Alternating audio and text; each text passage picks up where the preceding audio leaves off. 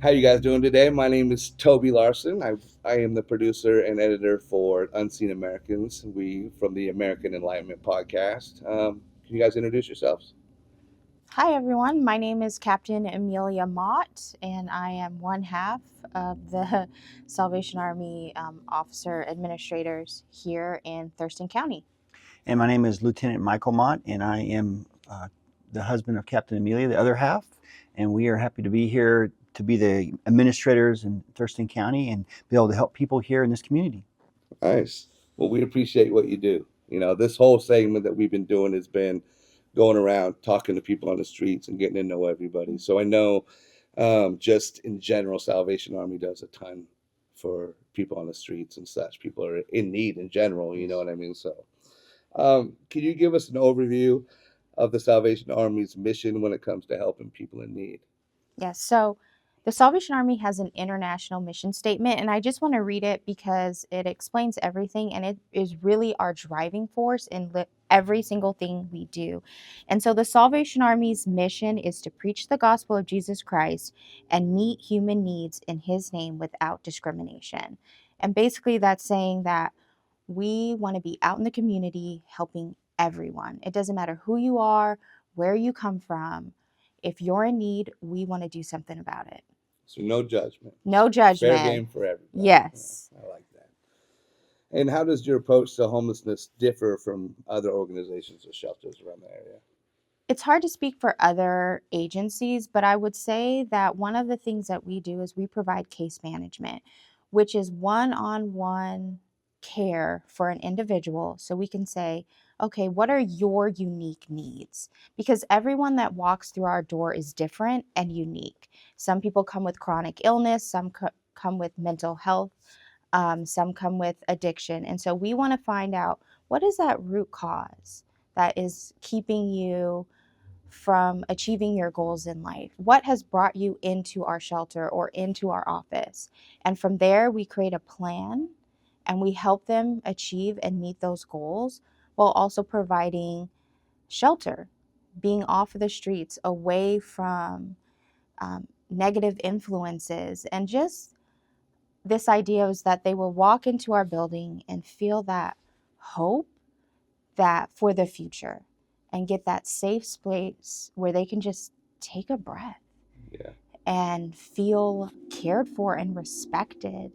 And so dignity is huge for us. Everyone that walks in our door, we want to make sure that they feel the dignity that they deserve, like all of us, right? We all have different, come from different backgrounds, have different situations. And so that's really our approach. And I know all the agencies in town are all working hard to meet some very unique needs of individuals. Yeah.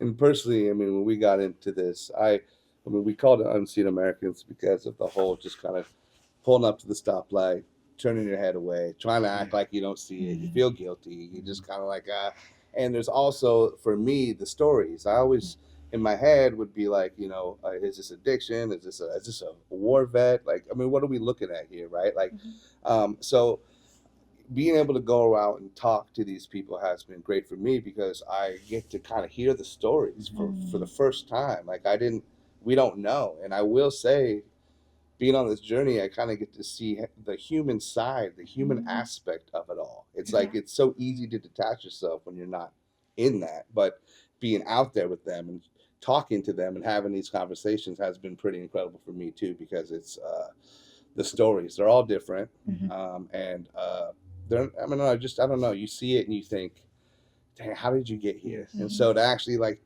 talk to them and have them Yeah. tell you, and Mhm. and I've had a few tell me, I'm here on my own accord. This is Yeah. where I want to be. And some people just had bad raps, like bad luck. They got Mhm. dealt bad cards. So Yeah. but it's definitely it's done a lot for me Mhm. personally, just being on this whole journey. You know. What are the most common causes of homelessness that you see in the communities you serve? So, Captain Amelia, my wife, she touched on some of this, but I'd like to this is kind of a personal question for me because I had struggled with homelessness myself many years ago. This is how I was exposed to the Salvation Army, but I struggled with alcohol addiction. After I separated from the Air Force, serving in the military, I struggled with addiction for about 15 years. So I had spent a lot of time sleeping on couches, going from institution to institution, rehab to rehab, and then I struggled with homelessness because of my addiction. And I was able to find, that redemption through the Salvation Army through their adult rehabilitation program.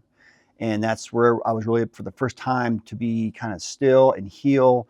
My relationship with God was mended, but also this is where God called me to ministry. And I think there's another question later on about that, but call me to ministry and to help those go through what I went through and get through that. So some of the common causes, I guess there's three things we can look at if we want to answer it in like three areas. You can have, there's a lot of mental health out there that can be a cause to homelessness, addiction, whether it's drugs or alcohol.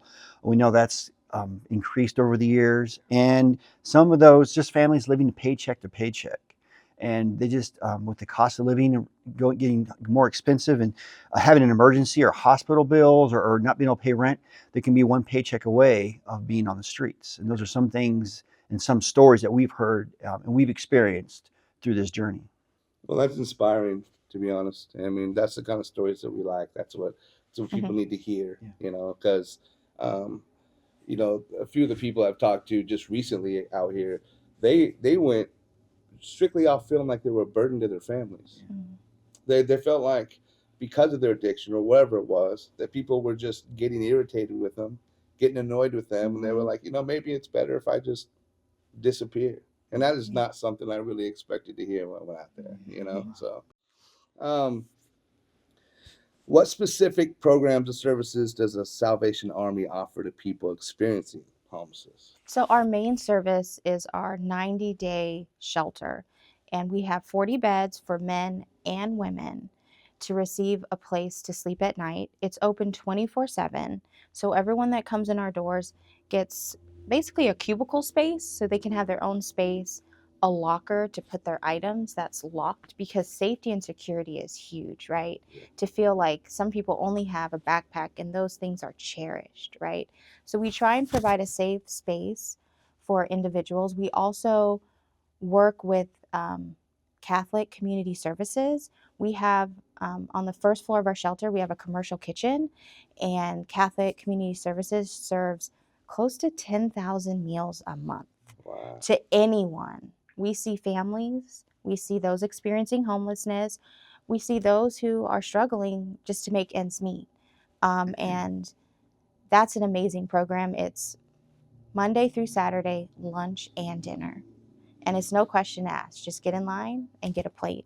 We also have a small clothing closet for individuals that need a coat, a jacket, some people come without any clothes, right? They don't have much. And so we try to provide those things, blankets. There's this amazing blanket that you can give out, and then it actually is compostable. So they just come and get new ones and things like that. And we just try and also just provide like a listening ear. Yeah. That it's again putting a name to the face, learning their stories. And stories have impact. Yeah. And when people feel like, someone said to me the other day, you just said hello to me. No one said hi, right? And so that to me is sometimes more powerful than the bed that we provide. Yeah. And I see that when I go out there and they remember my name. I met them one time. They remember my name. They're like, hey, and that's cool to me because it just shows you how much they like having the conversation. They like having, and to speak on the safe space, that's another thing is a lot of them get their stuff stolen. It's hard for them to collect stuff. And they hold on to that stuff dear, and then it gets stolen, and they kind of just have to get new stuff. So like having somewhere to go where they can actually feel safe and not get all their stuff stolen, that speaks volumes itself. How do you support individuals who are dealing with mental health challenges or substance abuse? So it's something I experienced myself. The Salvation Army, obviously, they worked with other agencies. They partnered with other agencies who had different resources where I could get other treatment or extended treatment for my alcohol addiction. So even today, we have other agencies. We need help with this. Well, there's a lot of other partners that we all have the same goal. We want to help people in need. We want to get people a safe place to live, get them off the streets, get them a better life. And so we have other agencies that when we do casework, that we're able to partner with them and find out who has the resources that this person needs or this family may need to get to that next step. to get to this, maybe a rehab program, a transitional housing. What is the next step for this person? And it takes, all of the resources that we have and working with other agencies to try to help that person or that family get to that next step. What is a big difference between, because I know, like I hit you up earlier about the location. Um, like, is there a shelter also? Does Salvation Army have an actual shelter, or we saw some social service stuff? Do they have? Is there other offices around here, or is this the main place? Um, this is our admin office, but down the street is our shelter. But that's really for all of Thurston County.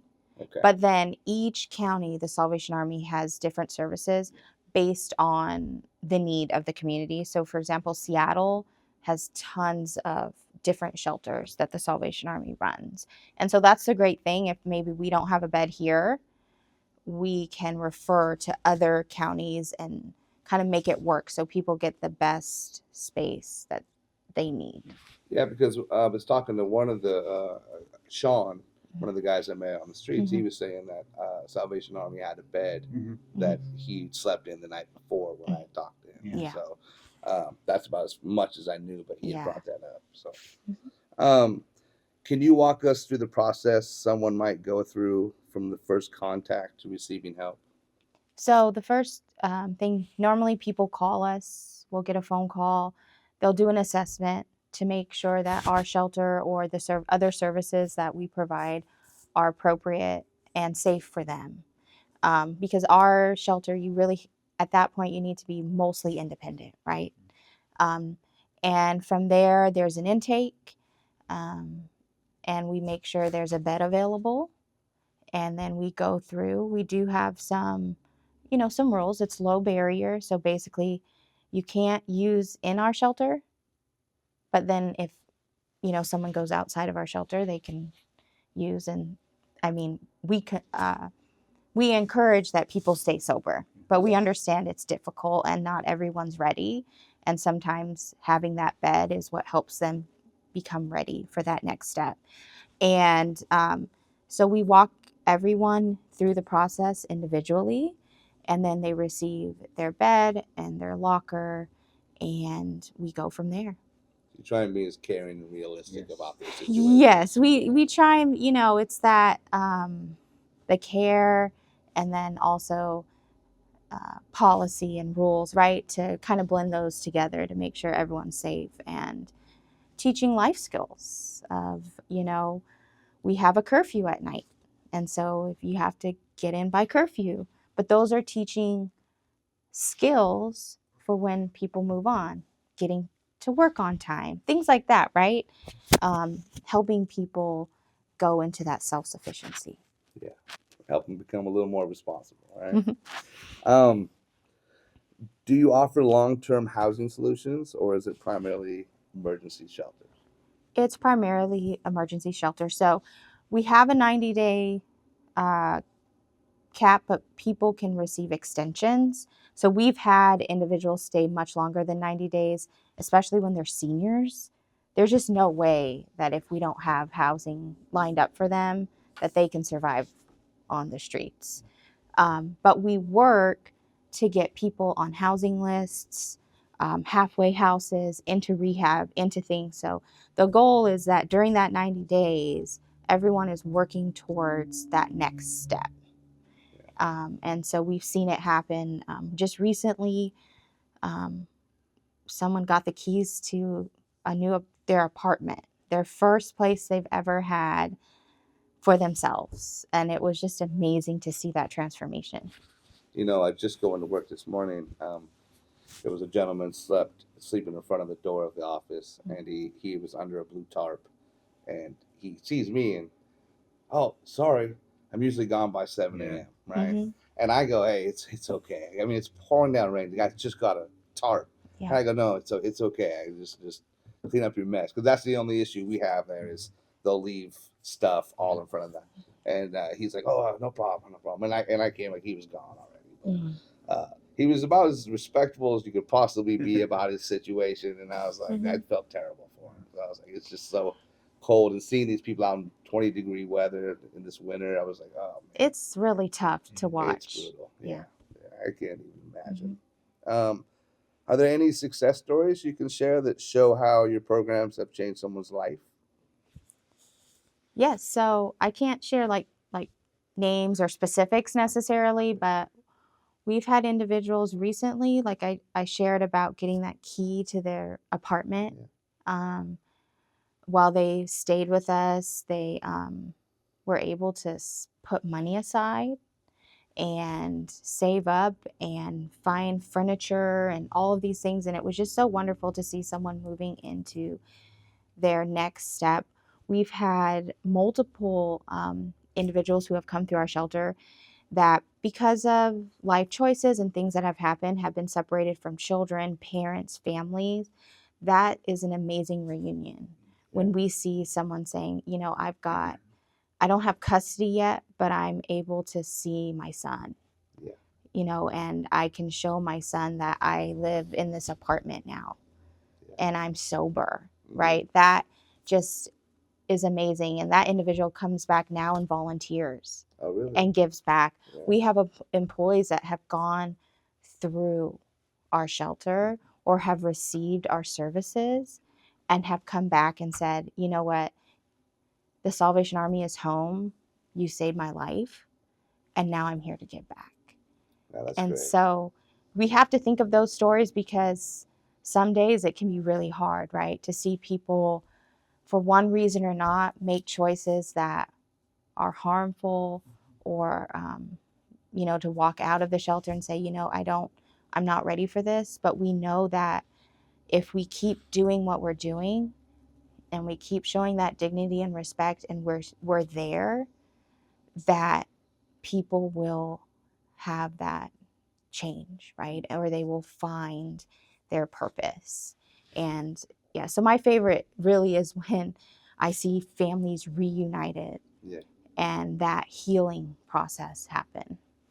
You know, that seems to be a common theme. I was talking to we interviewed the food bank ladies about a month ago, and they all they're all volunteers, but they all went through their struggles. Like they all were there for a reason. Like they got help, and now they want to give back. And so I think it's really cool that there's this cycle of people that's like, well, I got the help when I needed it. The least I can do is give back, and I think that's Exactly. great because not everybody comes from that situation. Mm-hmm. So this is kind of off the head, but do you have you guys noticed that a lot of the people that you do meet, do they have social security or any kind of income coming in from anywhere, like the ones like, because like I talked to I think his name was George on the street one time, and George told me that he gets his money every month, and he's like I get new shoes, I got two phones, and I'm like, okay. And he was like not bragging, but he was like, I got stuff, I'm okay out here. So We do see individuals that do come in and they have disability or social security. But what I found is a lot that have come into our shelter don't have like a security net. So say that's the only income they have, and then they get hit with a chronic illness, or their rent goes up, right? And then they don't have that son or daughter or someone that says, hey, you can come live with me. They might be here all alone, and then they just don't know what to do next. yeah. We work, a lot of people that end up with us, they don't have any sort of income coming in, and that's a big thing that we try and say, okay, let's get you on this. But for our seniors that end up in our shelter, a lot of it is because they have a fixed income and they cannot afford to live in an apartment or somewhere here in a home, or somewhere they don't have that safety net, right, of people saying, or support. So yeah, there are individuals that we see with the two phones or this and that, right? But for the most part, we've just seen that life is expensive right now. Oh yeah. And so that's been kind of a challenge. Yeah. And I will say he was an interesting character. Yeah. He was like, I'm a survivor. Yeah. So yeah, he was a funny guy. Yeah. Lots of characters out there. Yeah. What role does community involvement or volunteering play into your operations? I know we touched on that a bit. But. Yeah, I mean, our volunteers are huge. I mean, all year long, people can call us, they can email us, they can come by our building, ask for volunteer opportunities. But mainly what really stood out to me is during Christmas.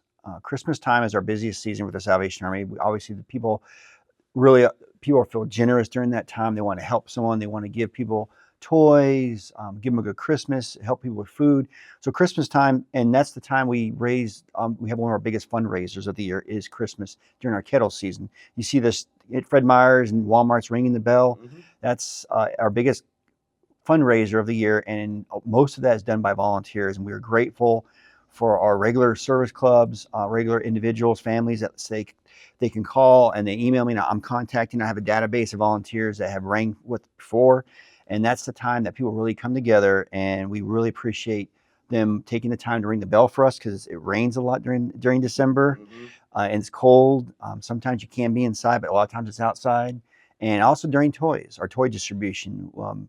We serve, last Christmas we served 600 families. Wow. And that requires a lot of volunteer hours and help bagging toys, helping just all the toys. This place is just full of toys. This is our distribution center. We use every inch of space of this building. Wow. And our chapel, we open that up and we line bags up in there. They're numbered, ready for the families to come get them. And then we have our distribution days where volunteers can come and we can go out there and people come pick up their toys. And it's a really great experience. People really, when you see the mothers crying, and they show me pictures of their kids, this is who's getting this toy, and they just say, we have bikes for them and clothes and just toys. And it's just Diapers, diapers. like It's just everything, yeah. just to make that Christmas day bright. That would I love to see remember. that. I Yeah. really would. Yeah. That'd be amazing just to It's see. amazing. Anyone out there wants to donate a larger space to Yeah. us, please do, Yes. because we're running out of space here. Each year there's more families that we serve. Yeah. But So we're looking for a warehouse space, and that's hard to find. It's Mhm. challenging. That's heated and just for 6 weeks. And that's what we're kind of looking for. Hopefully, as we expand. Yeah. Oh, and just to note that all the donations, like at Kettle Time, Season, Ringing the Bell, they all stay local. Yes. And those donations are what keep our shelter open. They're what keep the lights on and things heated. So nothing that is given here locally will ever leave this area, which is really important. And I think that's really important for people to know. Wow. Well, big shout out to Olympia, because whenever I talk to these people, they always say this is the best place that they've ever been. They said they were in Seattle, they were in Tacoma, they were in these other areas, and they said Olympia just is so giving and helping, and it helps. They all say that. That's the common thing that they all say is Olympia is different. It's yeah, and they're like, That's and good. so hey, good for Olympia. Yeah. How long have you been doing this kind of work, and how did you get started? So I can start with this. Obviously, I've shared some of my testimony about my struggle with addiction. And when I went to the ARC, the Adult Rehabilitation Center, it was actually in Charlotte, North Carolina, the Southern Territory of the Salvation Army, was where I really got exposed to it. And from there, I went to the program. God called me into ministry. I just kind of started the journey of getting more involved, getting work and working, getting more experience with the Salvation Army. And finally, I was able to get accepted into training because we go to formal training to be officers, administrators, and pastors with the Salvation Army. And I got accepted to training, and that's a 2-year formal training in Southern California is where our campus is for all the cadets that go through training to become officers. And so it's been a journey. And that's how I got started through my addiction, and that Salvation Army helped me. And I'm grateful that I can help others now with, struggling with some of the same issues that I struggle with. Did you say how long have you been doing it? I started this probably 10 years ago. Okay. So, it's full time basically 10 years ago. Yeah, awesome. So I always tease that I was born in the Salvation Army. So my parents are officers. They retired, but they served for like 30 plus years. And my great grandparents served in the Midwest during the Great Depression. And so I feel like it's just in my blood. And I went to school and I got my BA in psychology and then my master's in social work. And I thought I would just kind of do like work for another agency or just, kind of help part time, sort of. But I just felt called to do this full time. And I've never really looked back. And I'm grateful that this is the work that I get to do. I don't necessarily have the lived experience of these things, but I feel like um, I've been in it all of my life. He definitely And has the passion of helping people. You can tell she has a heart for it. Yes. and I've gotten to serve like in Kenya and Zimbabwe and Hong Kong, and just seeing like the international work of the Salvation Army has just inspired me here even more, just to continue to push forward and to continue to find those gaps in services and like how can we fill that? How can we do that? What are some of the biggest challenges your organization faces when trying to help others? I would say the changing landscape. It feels like change is always upon us, right? And so with that, then people's needs change. So it's a consistent shift to figure out how can we meet everyone's unique needs, right? Because you said you've been interviewing people, Yeah. and not one person is the same. Yeah. So a cookie cutter approach isn't going to work, right? And so it's working with that. Some years donations are up, some years donations are down. Grant funding changes. That's a major challenge, is making sure we have enough funding. But doing podcasts like this really help us because people can see and learn what we're doing. Yeah. And just the need seems to always increase. And that's a challenge, just to kind of keep up with the need. But Olympia is such a generous community that even when we've been worried or wondering, like something always works out and something always comes through. But yeah, those would be the challenges, and just figuring out how to help everyone's unique needs can be a challenge sometimes. The biggest challenge I had when I first started talking to everybody was kind of my lingo, what to say, Yeah. not to say things that were going to offend them. Yeah.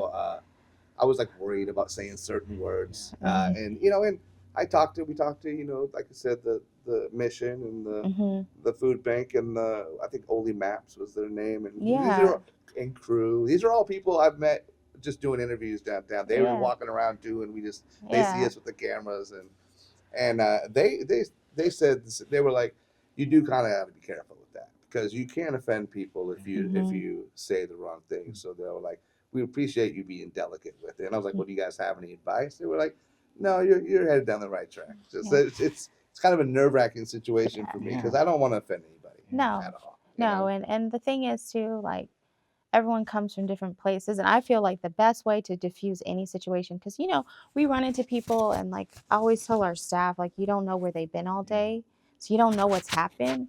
And the best way to diffuse a hard situation is not to match the energy, and just to continue with that dignity and respect. And I feel like it just goes such a long way, because people can feel that. They can feel that you're trying, like, hey, I'm not here to say the wrong words or do and people, they pick up on that and they understand, like, oh, he cares, like he's here to help. There's been a couple guys that I've asked more than once if they'd like to talk, and they just look at me and they go, no. And then I look at their face and I go, oh, I already asked you. I'm sorry. I'm sorry. I asked you it last week. Yeah. Because it's like some people just don't even want to be seen. Yeah. I mean, they're there for a reason. They're like, just leave me alone. Yeah. Fair enough. Yeah. I don't want to bug you. How many locations are in the area, and is it purely volunteer work? So the locations that we have, obviously this is our main building here, our worship center, where we do our church services. We have youth programs here throughout the week. We have different programs from the spiritual side of it, and also, helping kids, having them a safe place to come and do character building and things like that. And then down the other is our shelter property, where we have all of our social services happening from that building. So yeah, we're always looking for volunteers at these two properties. I mean, there's just depends on the need. You know, when people say, "Hey, we're interested in doing this or helping out here," we'll just let them know what we need and where we can use volunteer help. And it can be also based on the season too. And do you Mhm. feel like volunteers are like tough to find, or they? I mean, fairly easy. How would you? Depends on just I guess the task that we Sure. and the commitment. You Okay. know, we have a database where you get emails all the time and volunteers, and I follow up with them, and they say, hey, this is what my time, this is how when I'm available, what my commitment is, you know, and I can work with them because we do have uh, space down at our shelter. It just depends. There are you got to make sure volunteer.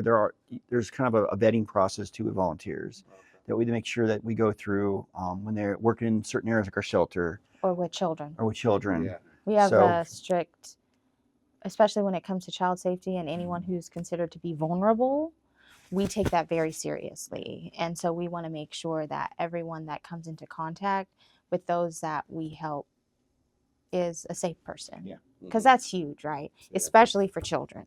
Yeah. We want to make sure and I'll say everyone's this, safe. it seems like when someone's really committed to volunteering, they want to go through and fill out all the volunteer paperwork. It can seem a lot up front, but it's worth it. I mean, once we do the vetting process, then we can really um, get them kind of involved wherever their commitment level is at, you know. So You need good people out there to do yes. that. That's for Mhm. sure. How can local communities, businesses, or individuals get involved or support your work? Well, So, I mean, obviously, we get calls, emails, word of mouth. We're out in the community at different service clubs. We try to get out, and we've had different presentations at Rotary clubs, and we let them know, hey, this is what we're doing. This is the need. Some people come to our right up, just come, walk into our building and say, oh, we just saw the Salvation Army. What is this place? We let them know. We kind of give them a tour sometimes, or we tell them this is who we are, and this is how you can get involved. So basically, it's just word of mouth, giving us a call or stop by. yeah. And as we're here longer, we've been here since June. We have been assigned here since June of 23. Oh, So okay. we're still. I mean, we're not brand new. Not brand new, but it still feels We're new, a still year and a feel half yeah. or Yeah, yeah. so. You're a lot newer than I So thought. we're coming off, I guess, the post pandemic, trying to really get back involved and getting in into the community and just getting to know people. Yeah. Yeah. Okay. Do you collaborate with other organizations, local governments, or churches to increase your reach? Yes, so we have an advisory board. We meet monthly, and so we have members, and we're always looking to expand our group. We have members that are have different influences in the community, like from a real estate background, or we have a member that's on the police force, a member that's in the medical field. We would like to have someone that maybe is a lawyer in the legal field. And so all these different influences that can help us spread the word and raise awareness in the community and raise money. So we meet once a month. We go through. We have an agenda. Our board members are very dedicated. They're passionate about what the Salvation Army does, and we kind of go over where we're at, how we're doing, what's the health of our operation, what's some concerns, and where we want to go in the future, and to help us, each step along the way, bringing awareness and raising money for our mission here in this community. To give you some idea, we also have really had a good partnership with Walmart lately. This last Christmas, they were really generous with toys, with helping us even with our kettle goal and raising money internally in their own organization, their own store.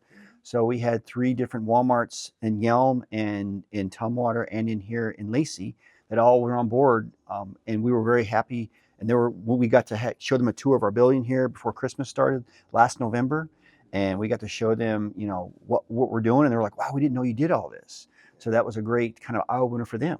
Yeah, that's great. So yeah, and just service clubs and just we have a toy run committee. They had the toy run that's been going Olympia on. Toy Run. Have you seen the motorcycles? They like motorcyclists from all over the place from Washington. It's called the Olympia Toy Run, and they donate. In order to go on the motorcycle run, you have to donate a toy. And all of those come back to the Salvation Army. Or even the Thurston County Realtor Association.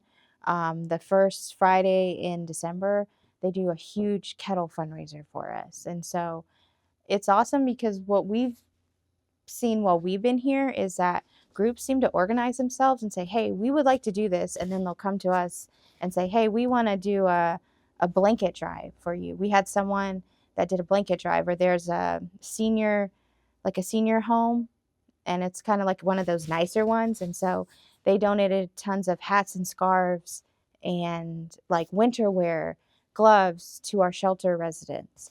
And so it's just wonderful to see people organizing themselves and then calling us. Yeah. And it can be, you know, some people think when you partner with us, it has to be this like big thing. But for some, it's a toy drive or a glove drive, or for others, it's like a huge fundraiser, right? But it's just amazing to see people organizing themselves and saying, hey, can we give this to you as, you know, the Salvation Army, which is pretty cool. Yeah. And like my wife said, I mean, it could be something as simple as like we need hygiene items for our shelter. Mm-hmm. We need paper products for our shelter because all this is it costs expensive to cost, you know, to toilet paper, paper towels, cleaning supplies, all that to keep our shelter running. So simple is just organizing, maybe just like an event where you can just kind of collect those items, and that really goes a long ways. Yeah. So A lot of the donations and stuff, I think, is like the little unsung heroes. People yes, don't It realize, like is. the food bank was saying, I didn't know where they got their food, and they were saying a lot of the places will just give them Mm-hmm. the stores if it's about to expire or something. Yeah. They'll Yeah. like here they'll give them all their food, and Mm-hmm. I think that's cool. I didn't know where they got their food from, you know. So Mhm. like I'm pretty naive to a lot of this stuff, and so that's been fun for me to kind of learn Mm-hmm. and see how much just people around, how everyone comes together to Mm-hmm. help this whole thing kind of come together, you know. What future goals or upcoming initiatives does the Salvation Army have in place to expand or improve services for the homeless? So, one of the things that we've been looking at is how do we prevent someone? How are we being proactive to prevent someone from becoming homeless? What does that look like? And so, one of that is we're trying to hone in on families and how do we support families better. And one need that we figured out is that foster care families and foster care kids, they're really at risk. And so, through our partnership with Walmart and the community, we have all of these. We have a lot of clothing and diapers and things like that. And so, we're trying to open up like a kids bank where families who are really struggling or at the brink can come in and receive clothing, can receive diapers, can receive those basic needs. So we're like alleviating a cost, right? That they can maybe then put that cost to rent Yeah. and stay in their place. We also help utility assistance, helping pay that bill, that light bill, up to $600 once a year. And we're also working, the Salvation Army has a national program. It's called Pathway of Hope.